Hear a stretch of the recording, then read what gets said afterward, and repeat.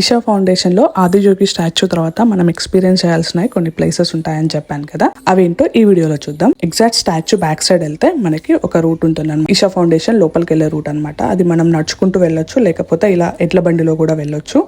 Just ఒక 10 minutes walk ఉంటుంది అంతే. ఎడ్ల బండి అయితే 10 or 20 rupees ఏమో చార్జ్ చేస్తారు, లోపలికి తీసుకెళ్తారు. సో లోపలికి వెళ్ళగానే మనకి ఎక్కడ కూడా ఫోన్స్ అలా ఉండవు, ఫోన్స్ అన్ని బయట పెట్టేసి వెళ్ళాలి. సో సూర్యగుండ్, చంద్రగుండ్ అని 2 ఉంటాయి. సూర్యగుండ్ మగవాళ్ళ కోసం, చంద్రగుండ్ అనేది ఆడవాళ్ళ కోసం. ఒక ఆరెంజ్ కలర్ ఫ్రాక్ ఇస్తారనమాట. రెండుకి కూడా 50 rupees టికెట్ ఏమో ఉంటుంది. సో ఫ్రాక్ వేసుకుని వాటర్ లో అయితే దిగి లింగాన్ని అయితే దర్శించుకోవాలి. This is the best experience అని చెప్పి సూర్యగుండ్, చంద్రగుండ్ అయ్యాక మనం ధ్యానలింగ దర్శనానికి అయితే వెళ్ళాము. ఇలాంటి ఎక్స్పీరియన్స్ మనకి ఈశాలో మాత్రమే కలుగుతుంది. సో ధ్యానలింగకి వెళ్ళి ఒక 15 minutes ధ్యానం చేస్తే అసలు ఆ ఎక్స్పీరియన్స్ మామూలుగా ఉండదు. పిన్ డ్రాప్ సైలెన్స్ అనమాట. మన చుట్టూ అట్లీస్ట్ ఇంత సౌండ్ కూడా ఉండదు. పిల్లలు కూడా అక్కడ అందరూ చేయడం చూసి పిన్ డ్రాప్ సైలెన్స్ లో 15 minutes ధ్యానం అయితే చేశారు.